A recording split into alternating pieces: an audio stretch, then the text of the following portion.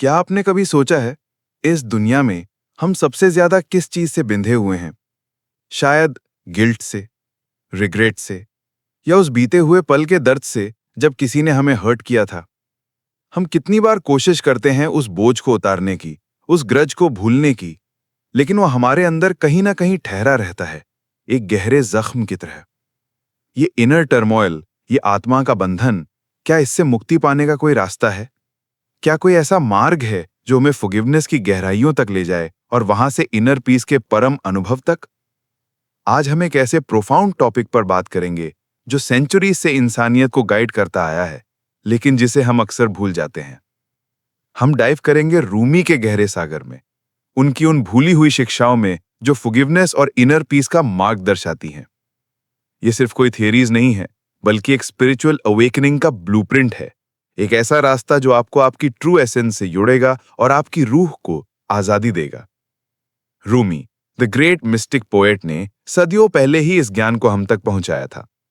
उनके वर्ड्स सिर्फ शेर नहीं, बल्कि कॉस्मिक विजडम के पोर्टल्स हैं जो हमें सेल्फ डिस्कवरी और हीलिंग की तरफ ले जाते हैं। हम इस जर्नी में उनके 6 प्रोफाउंड टीचिंग्स को एक्सप्लोर करेंगे, जो आपकी लाइफ को फॉरएवर ट्रांसफॉर्म कर सकती हैं अगर आप उन्हें अपनी आत्मा में उतार लें।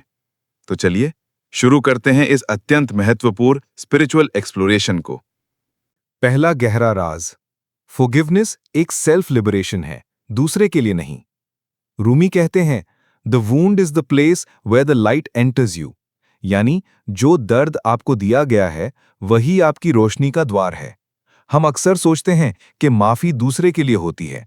जब हम कहते हैं मैंने उसे माफ किया, तो इसमें कहीं ना कहीं ईगो का एक सटल हिंट छुपा होता है, ये एहसास कि हमने दूसरे पर एक एहसान किया है। रूमी की शिक्षा इससे बिल्कुल अलग है, अत्यंत प्रोफाउंड। वो कहते हैं, forgiveness is a gift you give to yourself. ये दूसरे को उनकी गलतियों से मुक्त करना नहीं है, बल्कि खुद को उन गलतियों के बोझ और उनसे जुड़ी रिजेंटमेंट से आजाद करना है। जब हम किसी पर नाराज रहते हैं, तो वो रिजेंटमेंट हमारे अंदर एक प्रिजन बना देता है। हम उस प्रिजन के कैदी बन जाते हैं, और जो इंसान हमें हर्ट करता है, वो उस जेल का वार्डन। सोच के देखिए, आपका पीस, आपकी खुशी, आपकी इनर फ्रीडम उस इंसान के हाथ में है जिसने आपको तकलीफ दी। कितनी आयरॉनिक बात है, इज़न्ट इट? ये आपकी अपनी एनर्जी को वेस्ट करना है, अपनी लाइफ की प्रेशियस मोमेंट्स को किसी और की नेगेटिविटी से भर देना। रूमी कहता है, इस बोझ को छोड़ दो, इस रिजेंटमेंट की चेन को तोड़ दो। माफी का मतलब ये नहीं कि आप उनके एक्शंस को जस्टिफाई कर रहे हो, या उन्हें भूल रहे हो, या उन्हें अपनी लाइफ में फिर से वेलकम कर रहे हो। It simply means you are choosing to no longer be consumed by the negativity of their actions. आप उनकी एनर्जी को अपनी लाइफ से डिस्कनेक्ट कर रहे हो, अपने इमोशनल और स्पिरिचुअल स्पेस को क्लीन कर रहे हो। जब आप माफ करते हो, तो आप अपने दिल के दरवाजे खोलते हो, not primarily for the one who hurt you, but for the divine light within you.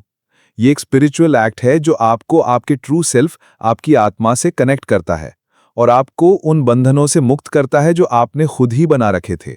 ये आपको उस विक्टिमहुड की स्टेट से बाहर निकालता है और आपको अपनी इनर पावर का एहसास दिलाता है।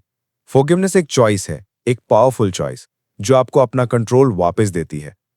दूसरा गहरा राज, हर जीव में परमात्मा की झलक देखना। रूमी की टीचिंग्स का एक और फंडामेंटल पिलर है वहदात अल वजूद, यानी एग्जिस्टेंस की यूनिटी। उनके लिए हर जीव में, हर पार्टिकल में परमात्मा की दिव्य रोशनी बसती है। जब हम इस दृष्टि से दुनिया को देखते हैं, तो हमारी परसेप्शन कंप्लीटली ट्रांसफॉर्म हो जाती है। वो इंसान जिसने आपको हर्ट किया, या वो सिचुएशन जिसने आपको दर्द दिया, रूमी के नजरिए से वो भी उस डिवाइन फैब्रिक का ही एक हिस्सा है। ये कहना आसान है, लेकिन इसे प्रैक्टिस करना requires immense spiritual discipline and a profound shift in consciousness. लेकिन जब हम इस ट्रुथ को इंटरनलाइज करते हैं कि हर आत्मा, चाहे वो कितनी भी भटकी हुई क्यों ना हो, उसमें एक दिव्य चमक है, तो माफी एक नेचुरल प्रोग्रेशन बन जाती है। हम दूसरे में सिर्फ उनकी गलतियां नहीं देखते, बल्कि उस डिवाइन एसेंस को भी देखते हैं जो शायद टेम्परेली क्लाउडेड हो गई है। जब हम किसी को माफ करते हैं, तो हम सिर्फ उन्हें माफ नहीं करते, बल्कि हम उस दिव्य रोशनी को पहचानते हैं जो उनके अंदर भी मौजूद है। और इससे भी ज्यादा इंपॉर्टेंट, हम अपने अंदर की दिव्य रोशनी को पहचानते हैं जो रिजेंटमेंट और एंगर से ढक गई थी। रूमी कहता है, your task is not to seek for love, but merely to seek and find all the barriers within yourself that you have built against it. ये barriers होते हैं judgment, hatred और resentment. जब हम उन barriers को गिराते हैं by seeing the divine in others, तब हम अपने अंदर भी उस love को allow करते हैं जो परमात्मा का true रूप है.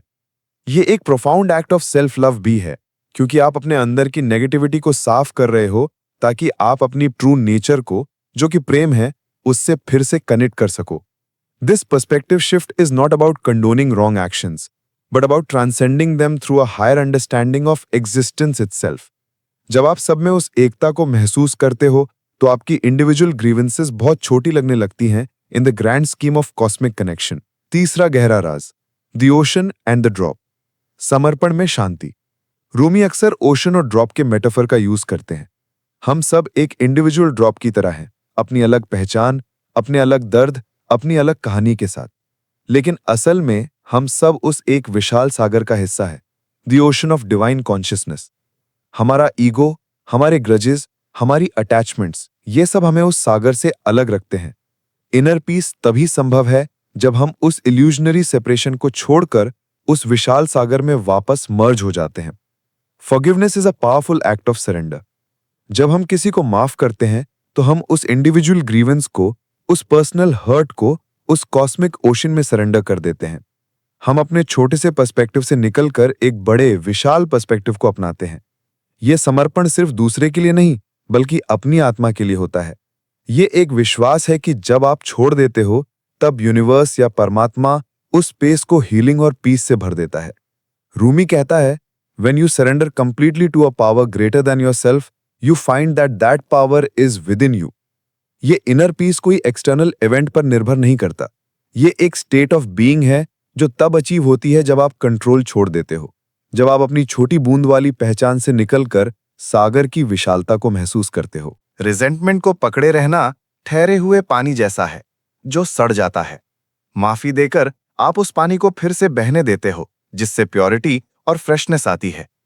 ये एक मिस्टिकल प्रोसेस है जहां आप अपना पर्सनल बर्डन यूनिवर्स के ग्रेटर फ्लो को दे देते हो और बदले में आपको एक प्रोफाउंड सेंस ऑफ बिलोंगिंग और पीस मिलता है जो किसी भी इंडिविजुअल सर्कमस्टेंस से बड़ा होता है. इस समर्पण में ही ट्रू मुक्ति और आत्मा की शांति छुपी है. चौथा गहरा राज, दर्द एक ज्ञान का मार्ग है, सीखने का जरिया. रूमी की टीचिंग्स में दर्द और तकलीफ को कभी भी सिर्फ एक नेगेटिव चीज की तरह नहीं देखा गया. उनके लिए दर्द एक प्रोफाउंड टीचर है, एक कैटलिस्ट फॉर स्पिरिचुअल ग्रोथ. उनका famous quote, the wound is the place where the light enters you, ये हमें सिखाता है कि हमारे सबसे गहरे जख्म, हमारे सबसे मुश्किल एक्सपीरियंसेस ही हमारे अंदर की रोशनी को जगाने का जरिया बन सकते हैं. जब हमें कोई हर्ट करता है तो उसके पीछे एक गहरा लेसन छुपा होता है, एक अपॉर्चुनिटी होती है to grow, to understand ourselves better, or to develop compassion. Forgiveness is not about ignoring the pain or pretending it didn't happen.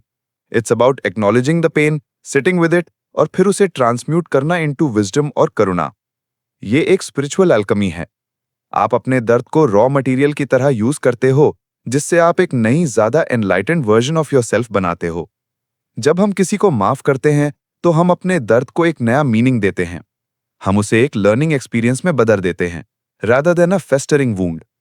ये हमें सिखाता है कि रेजिलियंस क्या होती है, एम्पैथी क्या होती है, और सबसे important, how to heal. Rumi हमें एनकरेज करते हैं कि हम अपने दर्द से भागे नहीं, बल्कि उसे गले लगाएं, उसकी गहराइयों को एक्सप्लोर करें, क्योंकि उसी में हमें वो ज्ञान मिलेगा जो हमें ट्रू इनर पीस की तरफ ले जाएगा. हर जख्म, हर तकलीफ एक गुप्त दरवाजा है उस विजडम की तरफ जो आपके अंदर ही मौजूद है.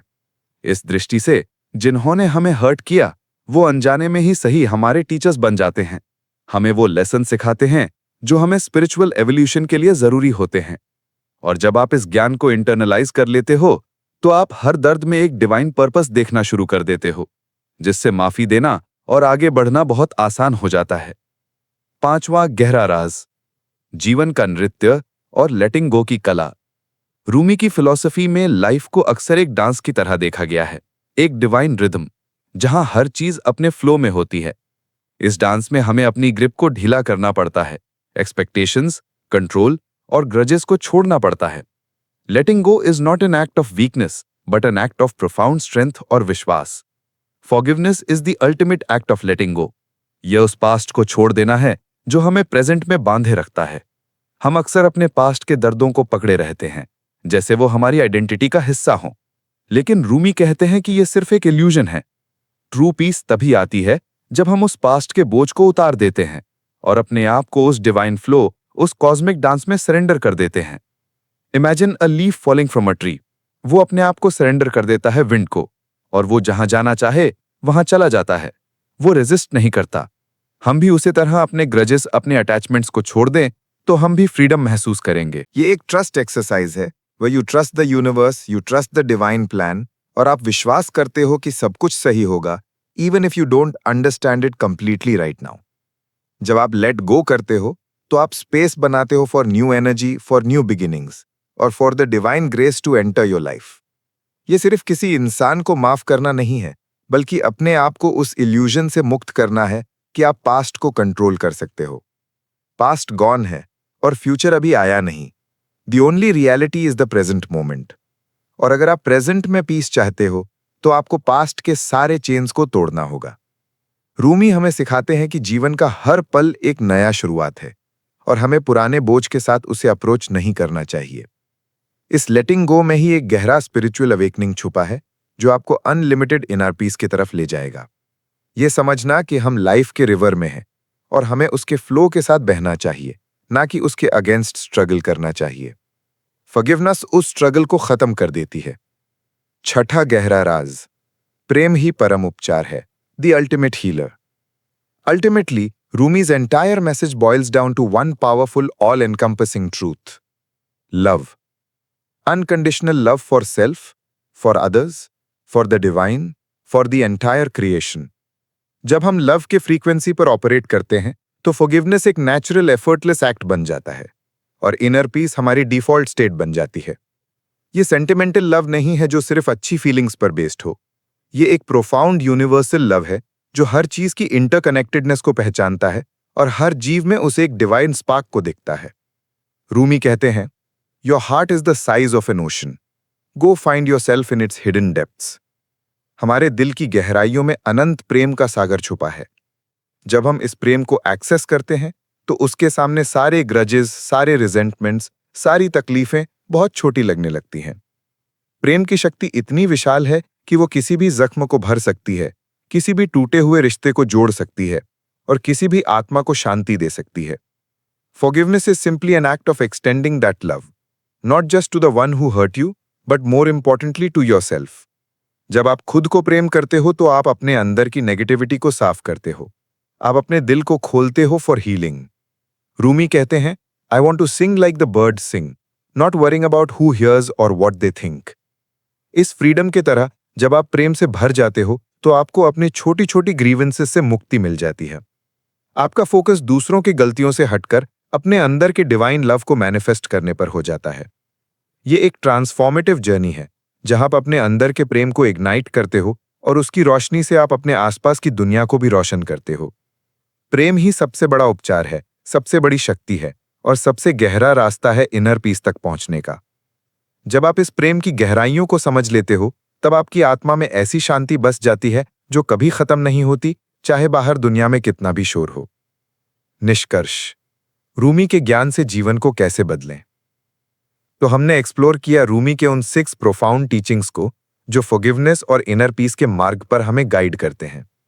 हमने देखा कि फॉरगिवनेस एक सेल्फ लिबरेशन है, खुद को आजाद करने का एक पावरफुल एक्ट। हमने समझा कि हर जीव में परमात्मा की झलक देखना कितना जरूरी है और कैसे ये पर्सपेक्टिव हमारे दिल से जजमेंट्स को मिटा देता है। ओशन और ड्रॉप का मेटाफर हमें सरेंडर की शक्ति सिखाता है और कैसे समर्पण में ही ट्रू पीस मिलता है। दर्द सिर्फ तकलीफ नहीं बल्कि ज्ञान का मार्ग है, एक टीचर है जो हमें ज्यादा कंपैशनेट बनाता है। लेटिंग गो की कला हमें पास्ट के बोझ से मुक्त करती है और प्रेजेंट में जीने की आजादी देती है। और अंत में प्रेम ही परम उपचार है, वो दिव्य शक्ति जो हर जख्म को भर सकती है और हमें अनंत शांति दे सकती है। रूमी की ये शिक्षाएं सिर्फ फिलॉसफी नहीं है बल्कि एक ब्लूप्रिंट है for living a truly fulfilling और पीसफुल लाइफ। ये हमें सिखाते हैं कि इनर पीस कोई डेस्टिनेशन नहीं बल्कि एक स्टेट ऑफ बीइंग है जो तब अचीव होती है जब हम अपनी आत्मा की गहराइयों से कनेक्ट करते हैं और प्रेम और करुणा के साथ जीना सीखते हैं। अब आपके ऊपर है कि आप इन टीचिंग्स को अपनी लाइफ में कैसे उतारते हैं। क्या आप भी उस बोझ को छोड़ना चाहते हैं? क्या आप भी उस इनर पीस को पाना चाहते हैं जो आपकी आत्मा का हक है? रूमी का ज्ञान हमें वो रास्ता दिखाता है। रिफ्लेक्ट कीजिए इन बातों पर, इन्हें अपनी डेली लाइफ में अप्लाई करने की कोशिश कीजिए। जब आप माफी दोगे और प्रेम से जियोगे, तो आप सिर्फ अपनी लाइफ को नहीं बदलोगे, बल्कि आप अपने आसपास की दुनिया में भी एक पॉजिटिव ट्रांसफॉर्मेशन लाओगे। याद रखिए, आपका दिल एक सागर है, उसे खोल दो और देखो कैसे दिव्य शांति उसमें भर जाती है। Thank you for joining us on this spiritual journey. May Rumi's wisdom guide you to profound inner peace and true freedom.